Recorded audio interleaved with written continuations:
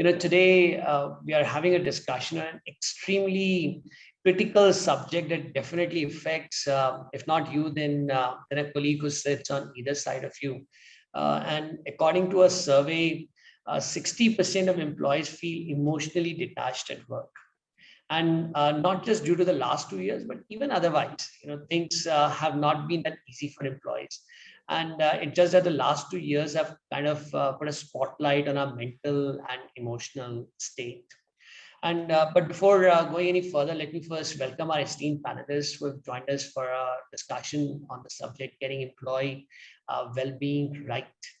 So to begin with, we have Binaifar Khanna, Chief People Officer at Eureka Forbes Limited. And Binaifar brings over 3 decades of work experience, both as a senior executive and as a consultant. And since 2015-16, Binaifar has been leading the human resource function at Eureka Forbes. And over here, she successfully led the change management and transformation initiatives in the organization, largely on building capability building and driving a high performance culture. Binaifar, a very, very warm welcome. Thank you, Deepak. Thanks. Next, we have Captain Geeta Jadhav, and she's a Chief Corporate HR for Tata Power. And Captain Jadhav has been with Tata Power for over a decade now, and she's done various roles over these years. And before this, she's been associated with Kirloskar Brothers and has also been a professor and a trainer with Symbiosis Institute of Business Management. But much before her entry into the corporate world, she was commissioned as a Class 1 officer in the Intelligence Corps of the Indian Elite Indian Army. And she was also the officer in charge of the technical cell of Army intelligence and actively participated in Kargil operations and operations Parakram. And it's an absolute pleasure to have you on the panel. Then next we have Sharmila Khan. She is the Director Country HR at Micron Technology. And with over 2 decades of experience in the human resource space, Sharmila is proficient in managing the entire gamut of functions and implementing various HR practices through efficient operational processes. And prior to Micron, Sharmila has been associated with organizations such as CA Technologies, Microsoft, Mars Telecom, HCL, and among others. A very warm welcome to you, Sharmila. And finally, we have Dr. Marcus Rane, and he's the founder and CEO of Human Edge. And Dr. Marcus Rane's career over the past 2 decades have led him from the patient's bedside to a wider stage by championing well-being. And we were just talking before this discussion started that his passion takes him to the expedition on the sides of Everest, summit of Kilimanjaro, across the Himalayas, skiing in the Arctic and the European Alps. And he's a marathon runner. He also holds a Guinness World Record in backward running. And the list can be endless for him. And in the past, like Captain Geeta, he has also served as a medical officer in the Royal Air Force and at NASA's Kennedy Space Center. And he's also the author of the best-selling book, At the Human Edge. He's a regular keynote speaker, hosts a popular digital talk show, regularly contributes as a public health commentator. He has been a World Economic Forum Global Shaper and a senior fellow at the Atlantic Council. Apart from sharing his views with all of us today, Marcus will also be moderating and directing the conversation for the evening. A very warm welcome to the panel, Dr. Rane. Thank you, Deepak. Thanks for convening us. Sharmila, Captain Geeta, and Binaifar, thanks for being here. How are you guys? Good, thank you. Good. Awesome. Let's start with that thread, right? Let's start with the definition. We're here to talk about well-being at work, but I often find this word well-being means different things to different people. Binaifar, starting with you, how do you define well-being? I would say it would be feeling valued. All right. That would be, I mean, there are many definitions, but that would be first top of mind. Sounds good. Captain Geeta, what about you? So I feel like feeling healthy, like I have very good atmosphere and environment all around. That is a well-being for me, and I'm happy that way. Okay, and Sharmila, how would you define it? Yeah, so there are 2 definitions I will give. One is personal, one is organization specific. So well-being, I think in my mind, mental well-being from a personal perspective. You're at peace with yourself, and hence which helps you to work better in the organization. From an organization perspective, we have several aspects of well-being. It's financial, health, emotional well-being. These are the three elements that we cover in the context of the organization. Okay, so with that in mind, and the whole idea of today's conversation, folks, and thanks for joining in. And please, we want to make this as interactive. So if you've got questions, put them in the chat window, and then we'll keep bringing them up as we go along as well. And it's specifically directed to any of the panelists, please let me know as well. With that in mind, the definitions that we've each described are very broad, right? And they are also quite tangential, right? They're not as objective as each of us may like. So let's push it a little further. If I were to ask you, given the definitions that you've just identified for yourself, how you would gauge or measure well-being, either in your life or in your organization, Vinayfa, what data point would you look at to measure well-being in your life? So one of the metrics that we would look at would be our employee retention. Okay. In terms of how many people are really sticking with us for long periods of time. And people will only stay with us if they feel engaged and secure. Yeah. So retention would be one metric I would definitely look at. Okay. Okay. Geeta, what about you? So to me, at least in our organization or any organization for that, it is relatively difficult to how to measure this employee well-being, because it varies from employee to employee. But in the larger context, I'll say the employee productivity. Of course, what is their career graph continuing in the organization. In terms of retention, also we can say if they are progressing. So first is productivity, their career progression. Secondly, and other is like their health index. Also, we have measure to monitor for. We have a stable process in the organization. So if health index is good, and year on year we take the target to improvise it further. So these are the 2-3 measures I feel can define how we can track employee well-being or employee health or wellness for that matter. Okay, and Sharmila, how would you measure it? Yeah, sure. So I'll give a little long answer to set the context before I get to the metrics. So in Micron, we have 5 well-being pillars: physical, mental, social, career, and financial.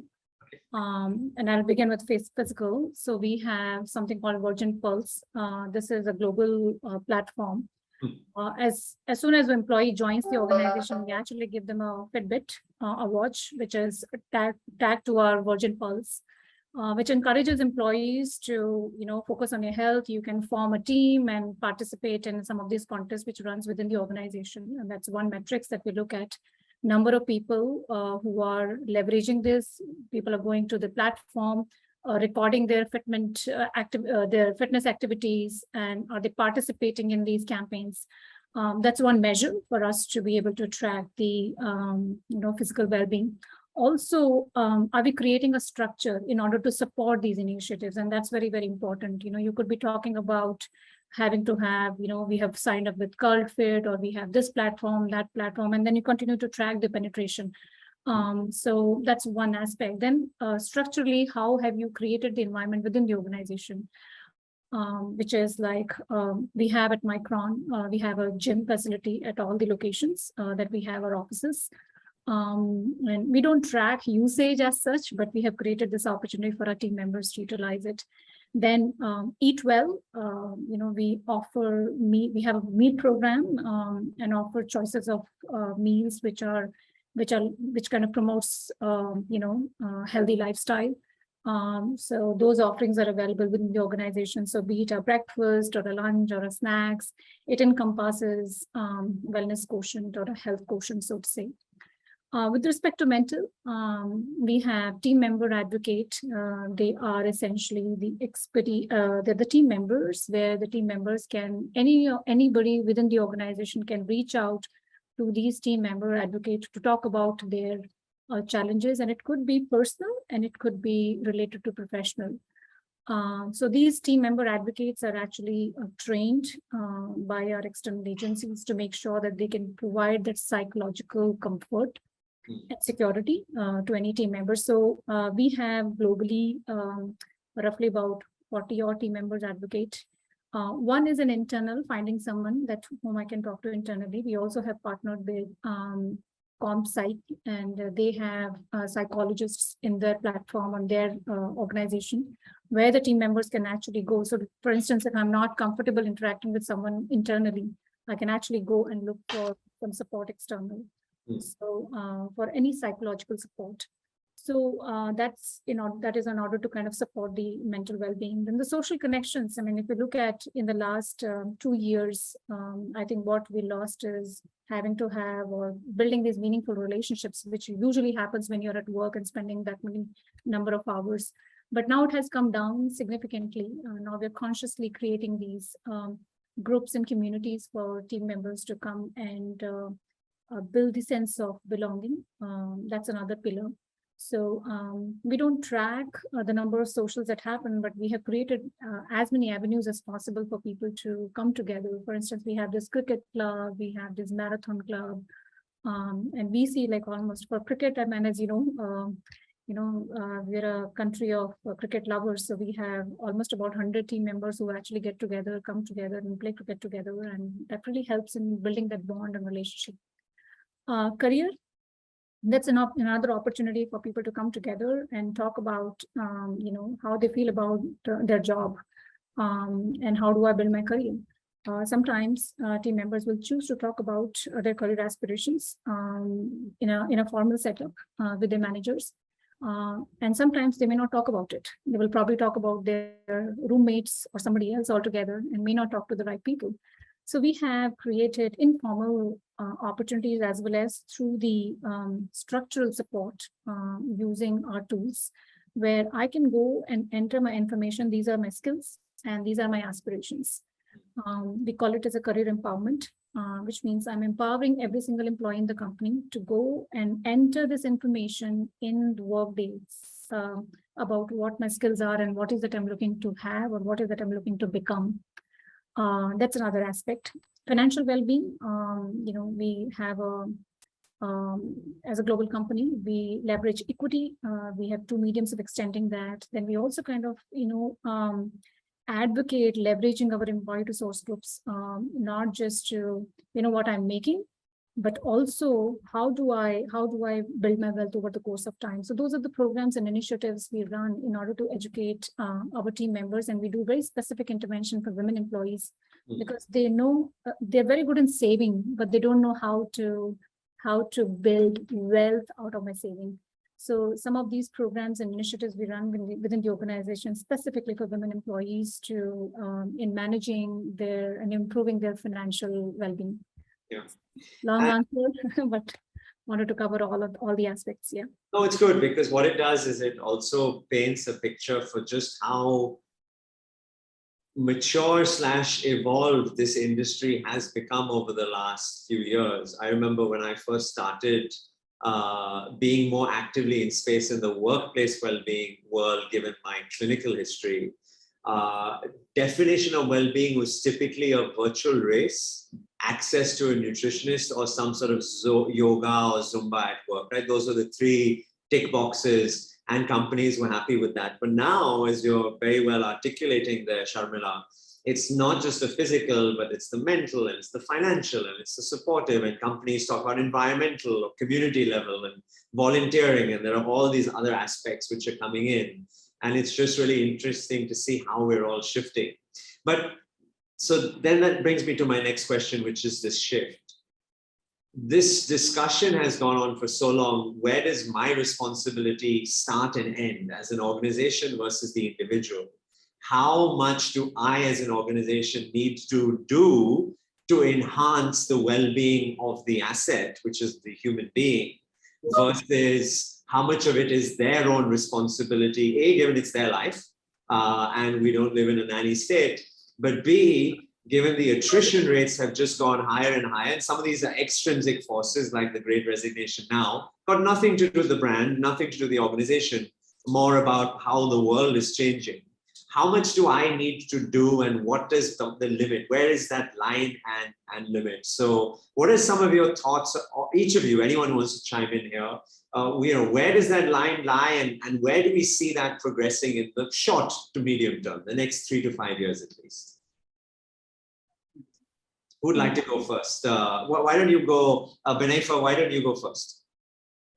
So Marcus, if I understand your question correctly, it is about what is it that the organization can do in this space vis-a-vis what the employee can do for himself, right? I mean, so well-being is a vast topic, and I would say health is an individual responsibility, everything said and done, right? And people have to be responsible to themselves, but for themselves.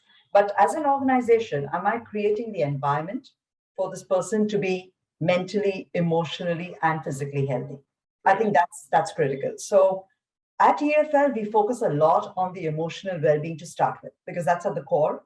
So we try to make people feel comfortable to the extent of feeling that they are like in their family setup. They can talk freely. We encourage candor. We encourage openness. We do not have this hierarchical system. So we get people to be a lot more approachable to management. For us, well-being is a culture. It's not about, I love the idea of Sharmila putting in so many tools and stuff like that. We have some of it in place. But more than that, it's about the responsibility of every leader, to be taking it on himself to create that well-being for the employees and his teams. So we try to kind of bring in from a cultural aspect, just the way you mentioned about your pillars, we also have pillars called earning, learning, pride, and fun. So these are the tenets on which EFL is built, right? So we kind of build it through our culture. So one is openness and candidness. People feel free to talk about things openly. 2 is that we want them to feel secure. And trust me, Marcus, I mean, we did this initiative 3 years from now. So it was actually a year before COVID, all right, when we really started seeing these things that, we started seeing death really close. But what we said is let's put our money where our mouth is. Let's make employees feel secure. Now, how do we do that? We're talking about EFL is Friends for Life. We said, let's demonstrate that. So what we did is we came up with a policy that should there be any kind of demise of our employee while he is in service with us, we would take care of their families. We would take care of their families at junior levels for 5 years, for middle level for 3 years, and senior levels for 1 year. So it's like we would compensate the salaries of the demised employee with the family. So that gave them a very, very high sense of belongingness, saying that, yes, the company cares, and I think it's gestures like these which really touch the hearts of our employees and get them to kind of, say that, okay, I'll always get a few lakhs here and then more. But how many companies will really live by that Friends for Life? So that's what we typically do at EFL, is create the culture of well-being. In fact, well-being is a leadership topic. And I would also say, Marcus, one way of really knowing whether, a culture of the company is truly living it in terms of what they say is to see how much of leadership time is spent on people and how much is spent on other aspects of business. And I think as a CHRO, one of my jobs is to get that people focus, where it's not just about me driving stuff or my HR team driving stuff, but collectively as a team, we kind of care about our employees, and we demonstrate it through empathy and, having this engagement with them. Okay. So facilitating an environment, and then of course, Sharmila spoke a lot about access to specific tools, platforms, materials, etc. as well. And Geeta, where do you think that lays? What is the responsibility of the organization to provide to the individual? So see, like these days, an employee invests a lot of time in the office. And because of the COVID, it is, if it is work from home also, it is, home has become work, workplace. So I feel that organization should be, highly responsible for taking care of employees' mental and physical health. Because if these 2 states are right, then we can talk about employee well-being. all said and done, if employee is 12 hours busy in the office or office work at home also, then where is the time for him to, take care of all these aspects? Where is that time when he can, actually look after his own well-being or the family well-being? So it's always starts from the office and the organization's responsibility. I feel that way. Apart from that, we talk about work-life balance, but work-life balance is not only limited to the work hours, like 9 to 5 you spend and then you have sufficient time for yourself. Apart from that, how much time employee spends qualitatively on work commitments. So if 9 to 5 is not spent effectively and just there is attendance, then there is no outcome. And if there are no results, then that not achieving any results also actually inject into the stressed environment, because there is no outcome.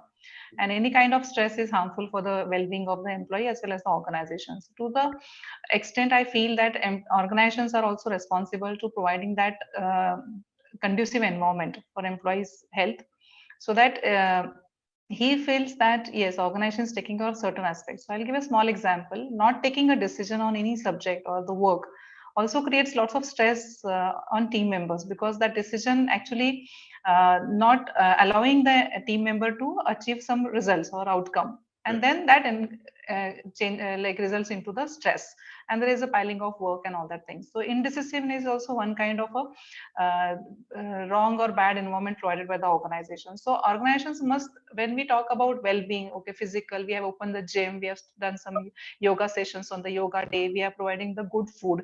These are all the physical format. But if we need to really go to the core of the issue, so providing the right environment, providing a very unbiased kind of environment where there is a transparency, I say it is not 100%, but to the extent we ensure these all kind of things. Now youngsters are joining the organization, so we all know that when we joined the organization, it was only for maybe for money or the career. But nowadays the youngsters are joining just to have, ensure that they have attained some kind of degree and knowledge. So just ensure that they are learning and earning also from that organization. But if you don't provide that kind of environment, then they did in the and they get frustrated. So how we can take care of their aspirations also in the organization? So it is also one part of the organization to address the different age group, different segments of the people rightly, and ensure that everybody has been included. Inclusive environment has been created, old and new, and handle all these aspects, harder aspects, I'll say, about organizational policies, processes, decisions, transparency, unbiasedness, all these inclusive workforce. If you take care of all these harder aspects, then the softer physical, mental, and spiritual will automatically fall in place. This is easy to address, like considering conducting some webinars, organizing sessions, taking care of your food habits, organizing leadership dialogues. So we should live in that format first. And I feel in Tata Power, we manage these kind of things first and then talk about employee well-being. So to me, it is harder issues to be resolved first, and softer issues can automatically fall in place. Yeah.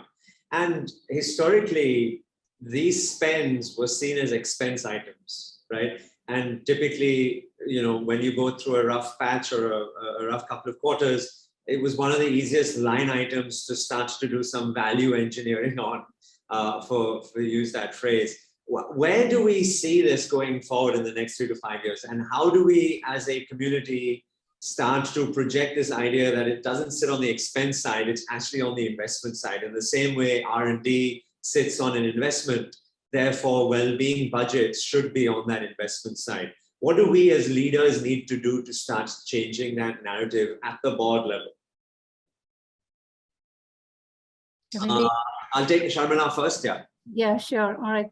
Yeah, I think, wellness, as you rightly said, it was considered as an expense. I think overall wellness has reached its, maturity in terms of how the wellness is looked at. I mean, a DI, for instance, took some time, right, in order to become a very mature, vector on its own. I think similar is the case with wellness. In the last 2 years, I think if you look at, I think wellness is the topic within HR has been talked the most. Yeah. When I started my career, I never saw wellness as a vertical on its own within the HR. It was not even remotely talked about. The only thing that you would care for is, do you have enough people to run, or do you have enough, do you have people who are looking to go to the gym, etc. But I think now it has reached its maturity curve. And every organization recognizes the importance. And I think it's in a collective effort. To the previous question that you asked about whose responsibility, is it organization or is it employee, and where does the line lie? I think it's a shared responsibility and a collective responsibility. It cannot be, you hold 50% or I hold 40%, maybe both 50%. From an organization perspective, we see, at least at Micron, there is a huge attention, and that's the reason why we have 5 pillars, and these are the pillars that are the driving force for us to drive our wellness initiatives. And they're not limited to one region, but they are run globally and very equitable. It's not that we will have a limited budget in this country or that country, we will have more budget. It is equitably distributed. And all the initiatives that are run are actually run on a global platform. I see that there is a huge shift in the last several years, and the budgets are equitably decided and how much you want to spend. And I think somebody talked about, and Benefer probably talked about, now the leaders are talking about wellness. It's not just one wellness personnel talking about, hey, I have 4 programs, I'm running this initiative, please come and join. But actually it's a leader's agenda, and this is driven from the CEO's office. Hence, it's driven from the top. So it holds an equal responsibility as an organization. So I think it has reached its maturity in the next 5-6 years. I think it's going to get even further strengthened. And as we move forward, we will probably be talking a lot more about wellness, inclusion, as a vertical on its own. And that's where I see it going. Yeah. Anyone else like to lean in on that question as well? Yeah. So what I also feel that, apart from like going forward, like my colleagues had said that, going forward, apart from career, employees, they will also look for such organizations where wellness is the, biggest agenda of that organization, and they will opt. So that will be also one of the criteria to opt for that organization, opt for that role, where if the leadership is actually living by this kind of ideology, yes, they believe in this. And of course, it is going to make a lot of difference. Budget, yes, because it's just a few years back, we started actually having wellness or health as a different section altogether, and mostly it is attached to HR.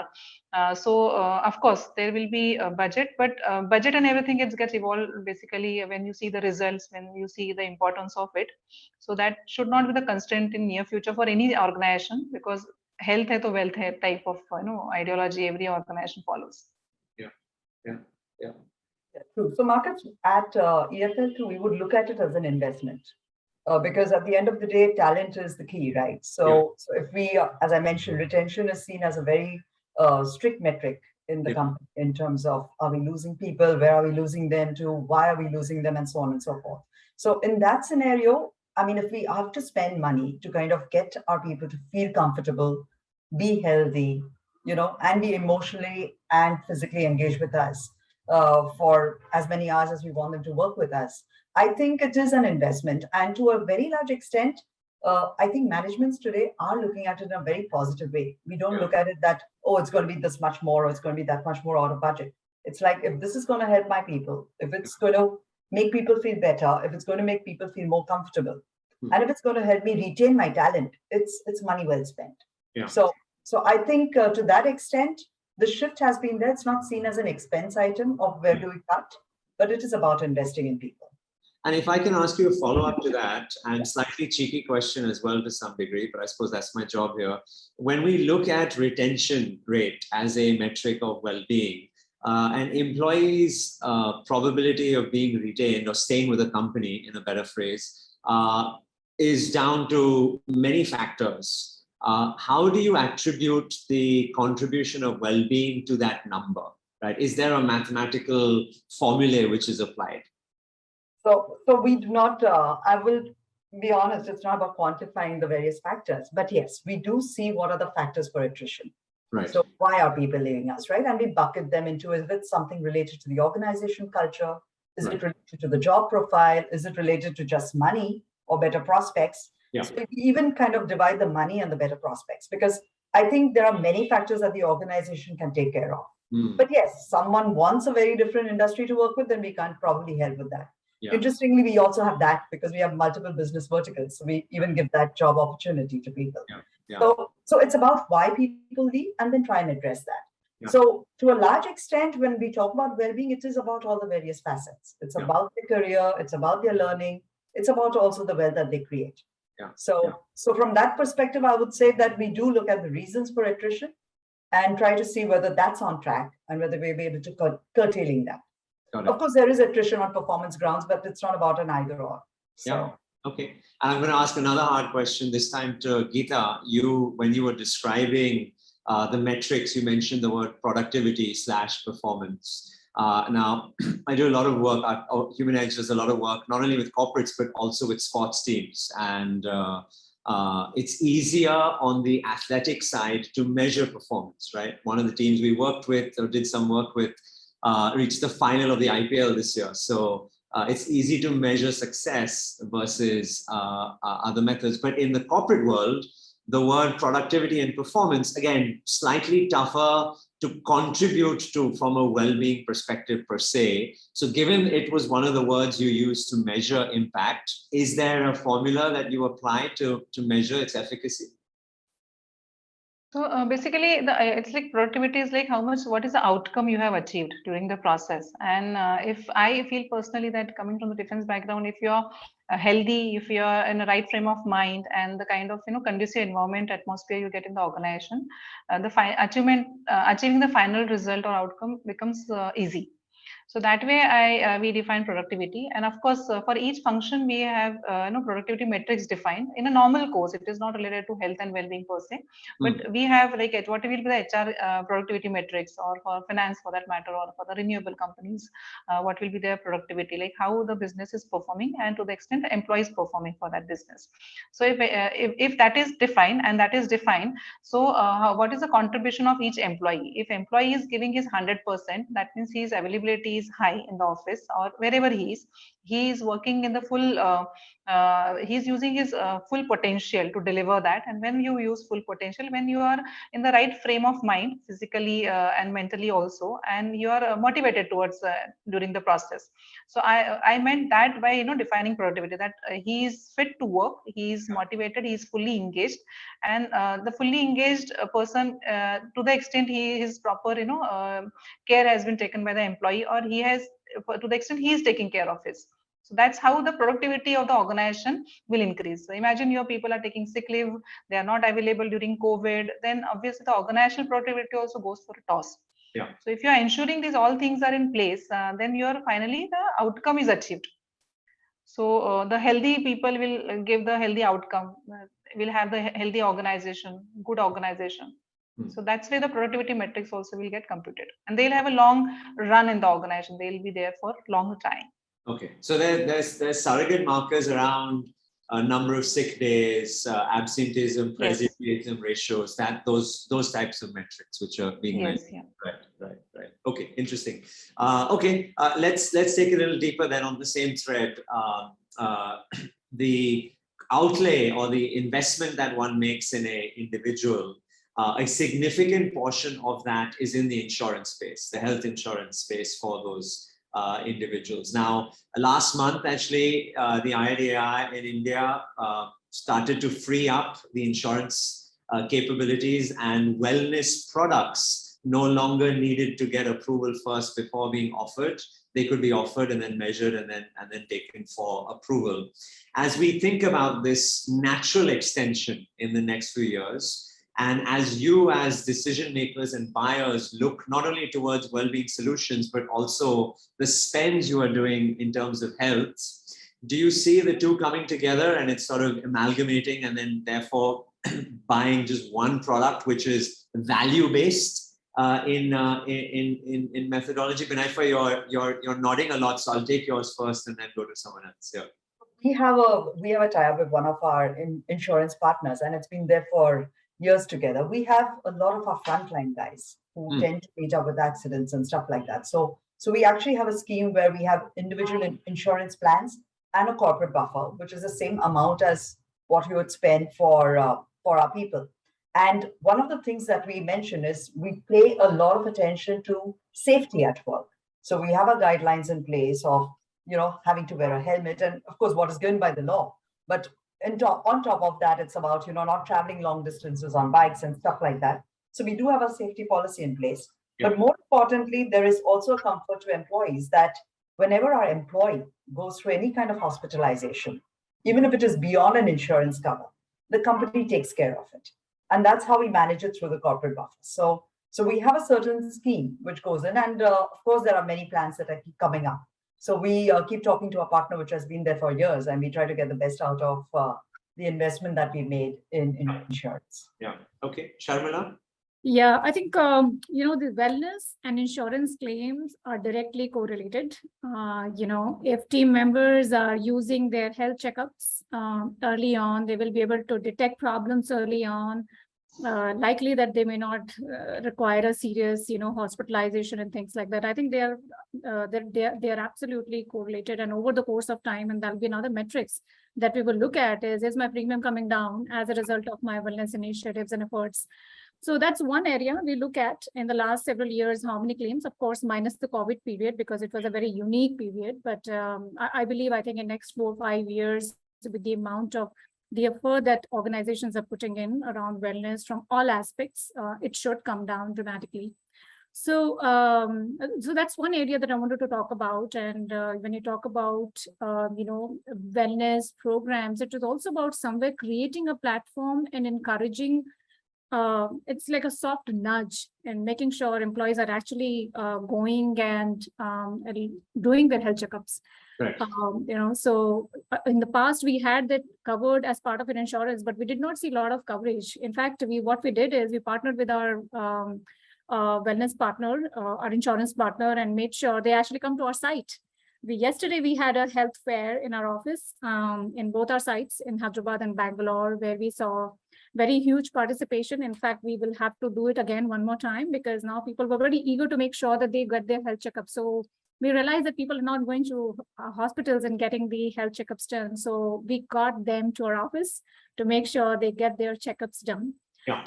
These are like visible actions in order to support and drive wellness behaviors.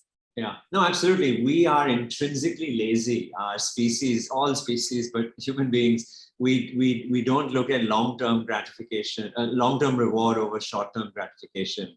And one of the ways we found very effective in our methodology to bring the behavioral sciences element in is this ideology of biohacking, which is these very tiny modifications that a person can do each day, every day, but is uniquely personalized to them in their context, right? So all of us running through the same series would all be receiving different biohacks based on whatever it is that we are working on, whether it's recovery or endurance or nutrition or metabolism, et cetera, et cetera. So this amalgamation which you're describing, Sharmila, which is behavioral sciences with outcome, is a very important facet as well. I'll just, for completeness, Geeta, anything that you'd like to add in on that side before I move to the next question? Yeah.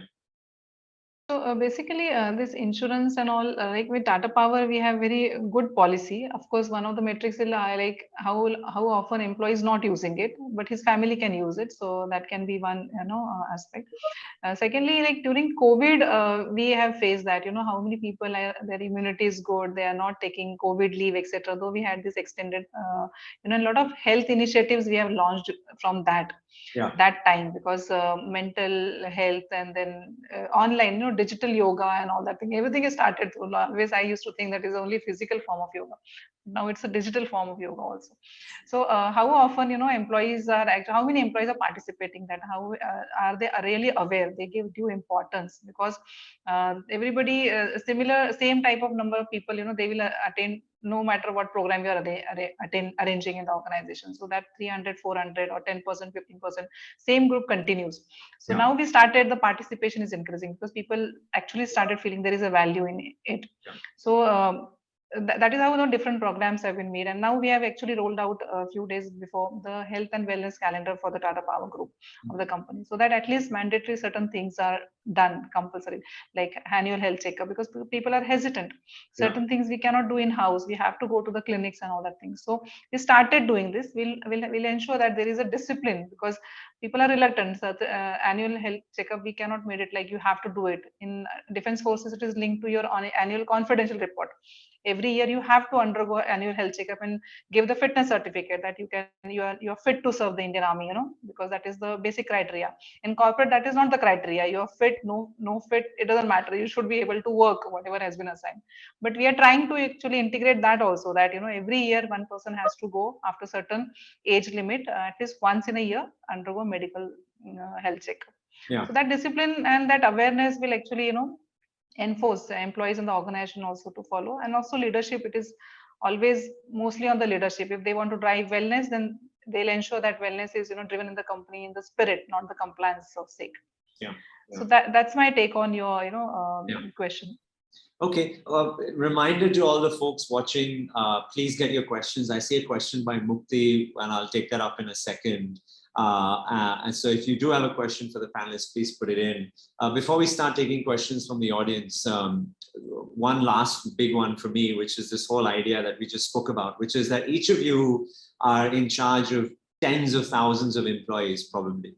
But the individual is a customer. She has a specific context, and she's surrounded by a very specific culture. So when you make products, platforms, solutions available, how do you plan and design facets that take into consideration the millennial or the Gen Z versus the old guard, the housewife or house husband versus the single, just out of college mentality? So what is the framework? How do you segment it out to ensure that well-being needs are being met across these different demographics? Yeah, maybe I'll just give it a shot. Yeah, sure. All right, thanks. So any program, not just limited to well-being, it has to be inclusive. It has to encompass all types of representation within the organization. And as a global company, you have to include all aspects, because we are a 40-year-old company. And we have heavily tenured employees. We also have, entry-level members, new members coming in, especially from India. We have a lot of campus graduates. So 25 to 28% of the mix is young crowd, but 70% of the organization is millennial, and then you have to address the rest of the generation as well. So any program and initiative that we drive will have those elements of covering all aspects, right? So, and it is consciously designed. Like I said, it's not limited to wellness. It is also, it gets extended to career development. It gets extended to stay within the organization. It gets extended to your overall employee experience. And these aspects are taken into consideration at the time of design itself. That's where you include, so wellness partner is not sitting somewhere in the corner and designing the program. They will include many other, stakeholders into the mix. You have a DEI partnering, you have learning who's partnering with you, you have your business stakeholders partnering with you to make sure that you have a wholesome product overall to offer. Okay, fantastic. Benaifa, what about you? And I'm going to stand, my watch just reminded me that I've been sitting for too long. So this is well-being theme. Benaifa, what about you? How do you see that? So Marcus, we don't have it as comprehensive and well-designed as what Sharmila just mentioned, but we have something called an employee engagement calendar. Okay. And that is an activity once every month. We make sure that there is an activity which everyone can participate in. And it's not just about health checkups. It's actually one of the agenda points in one of the months where we have this free dental checkup, free eye checkup, free health checkups. We have partners coming in and doing that at the offices. Yeah. But we also have blood donation camps where people feel that they are contributing. Yeah. We also have something called, gift during the week, in the sense it's something like let's get together and give back to the community. So that we do that activity once in a month in the year. So we have different kinds. And then of course we have sports events, we have talent competitions and things like that. So it's like an engagement calendar, which tries to include all various groups of people, whether they are the millennials or the guys who are well tenured in the company. So that's how we typically design our calendar and implement it.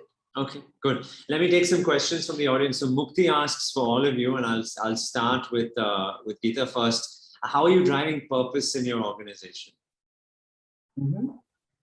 I could take that. Go ahead. Yeah, go ahead. So at EFL, we actually called out our purpose statement. I mean, we always worked thinking that we were, contributing to society, and water being very critical for most people. But we actually outlined and we actually spelled out our purpose, which is making a positive difference.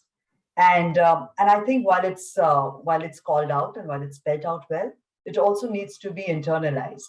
So we built our purpose principles around it, which is about getting better every day, which is about dare to care, which is about creating relationships of trust, and also being ready for tomorrow. So we built these purpose principles. We outlined it with behaviors, which we would display on the work. And one of the things that we did as HR is we integrated the purpose principles with our HR systems. Right. So whether it was hiring people, we hired people who could, gel well, because it's actually your culture back, right? Yeah. So we would hire people who could demonstrate these kind of behaviors. We promote people when they have to talk about how they've displayed these purpose principles. Yeah. When we are doing our rating and KRAs, the competency framework is aligned to the purpose principles. Yeah. So I think building a purpose is extremely critical. In fact, to a large extent, Marcus, when I mentioned the first thing about well-being, about feeling valued, yeah. I think purpose is really at the core. Yeah, absolutely. I hope that answers your question, Mukti. No, it does indeed. I'll take a question from Dhruv. Dhruv asks a question about the trend, and maybe we can layer on some numbers into this, given the seniority of the panelists we have here. So as I remember, I think reading a report, prior to pandemic, the average employee spend on health and wellness was somewhere between 6,000 to 8,000 rupees per person per year. And that number roughly doubled, if not tripled in some instances in India. Globally, it's much higher. It's about $10 to $35 per person per month. And that number went up about 3 to 4x, in some instances 5 or 6x during the pandemic. Directionally speaking, folks, as we look now to the next 3 to 5 years, do we see those numbers staying stable? Do we see it sort of recorrecting itself down? Or do we see there an escalation with time as we consider this and the value it's actually got from us in terms of retention and investment and culture, etc., all this stuff we've spoken about? Sharmila, you first? Yeah, sure. So, So I think it will only increase. It's not gonna plateau. That's how I foresee. Given the focus and attention, the wellness as a whole has attracted. Yeah. And especially in the organization, like I said, when it's a top driven, when the leaders are talking about wellness, and when the leaders are driving the agenda, the whole organization gets directed towards it, and and the programs and initiatives are then top driven. It is not just like one man army or HR driving the initiative in isolation and looking for people to participate. But I see that this trend is only going to increase because we see the direct correlation with some of these wellness initiatives having to have a direct correlation with innovation quotient within the organization and increased in productivity and the retention. So these are the three outputs as a result of this, focused intervention around wellness. So I don't see it coming down. In fact, I see it increasing as we progress. Yeah. Any disagreement about that statement in terms of general trend towards an increase? Okay. Before I bring Deepak back, because we're almost at the top of the hour, I just want to end with my last question, which is asking each of you to tell me, what is your well-being mantra? If you had to give me a mantra for your well-being, Benaifa, what would your well-being mantra be? As a tweet, 140 characters or less, please. I don't know whether it's well-being or not, but it is my mantra, and that is happiness is a choice. Okay, fabulous. Thank you. That's good. That's a nice hashtag. Geeta, yours? Be fit, be happy. Nice. Good stuff. And Sharmila, what's yours?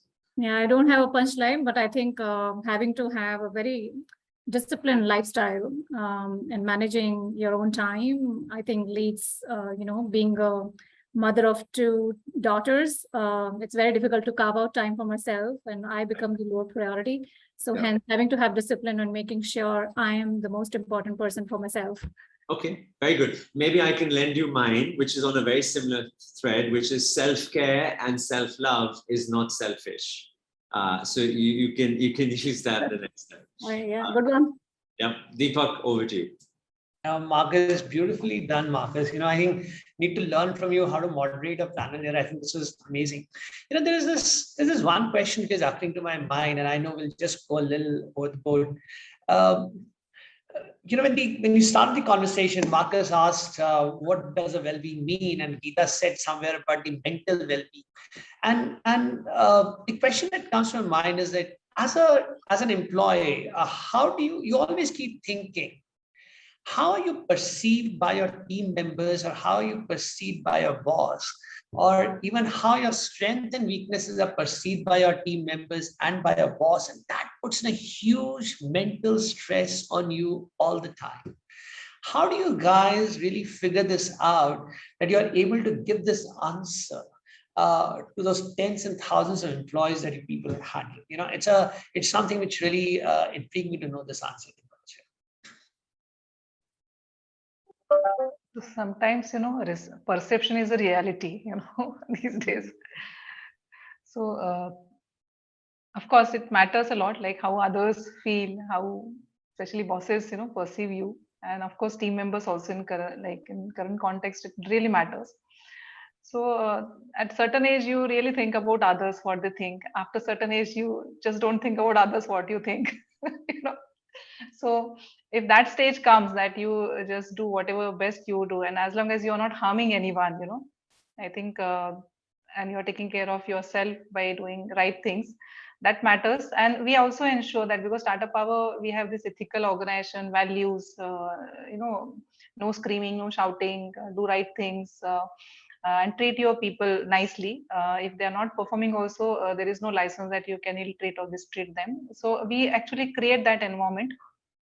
I think all these things only make easy for as organization context, organization value, and how other leaders treat you. That is also a learning, and that's how you treat your team members. And finally, the perception, whatever is going on, how they perceive, that is just leave it to the individual. Do your best. That is the mantra, I think, to be followed by everyone, and we follow that in our organization also. And performance matters. End of the day, your results matters. So that takes care of most of the 90% of things at least. So Deepak, I would take your question and rather answer your question more. One is in terms of the culture, the other in terms of the process. So in terms of culture, if you build this openness and candor, which I mentioned about, is also talking to each other about how you experience each other. And interestingly to say that we have a process of 360-degree feedback, which is well internalized in the organization. We have managers actually asking for it. It's not driven by HR saying you're going to be covered through it. We have a manager who's in a new role for 6 months, and he reaches out to HR and says that, can you get a 360-degree done? Because in case people don't come and openly talk about it, is there a way I can read the report and make sense of it in terms of how my team is perceiving me? So we have those systems in place. But I think more than that, it's the culture. It's about being able to talk openly about, how you experience each other. We encourage our juniors to come and talk to the seniors and say that, have I done this right? Or is there anything else that I can do? Or for them to even give feedback to the boss about something that's hurt them or something that they are worried about or concerned about. So I think the transparency and communication and the trust is very critical to creating this level of security and comfort in the minds of employees. Interesting. Great. All right. So yeah, if I may add, I think the way I see it, I think it's a human need to be accepted and respected by others, and it is not limited to any age and gender. It's the intrinsic human need. So hence, from an organization context point of view, if you look at respect, it's actually one of the core values of the organization. Many organizations will have it, and some they might use a different nomenclature. But respect is one of the core values you will see at the center of every organization's values. And that's what people look for. It's a human need. It's not just an employee need. So that's how I like to describe. No, great views, yeah, great views. When I heard Captain Geeta, Sharmila, Marcus, outstanding conversation. I really enjoyed it. I don't think I even blinked my eye. It was very beautifully moderated, Marcus, and some great viewpoints. Thank you very, very much for your time. And I hope even the listeners got what they really wanted to come out of this. We're going to publish a paper out of this conversation, which Hari will work on, and we'll share it with a larger audience of ours. And would be good to take their feedback as well. So great. So I look forward to seeing you all sometime sooner or later in person, and hope to have you back on another conversation soon. Thank you. Thank you, Deepak. Thank you, Marcus. Thank you. Thank Thanks you. so much. Thanks, everyone. Bye.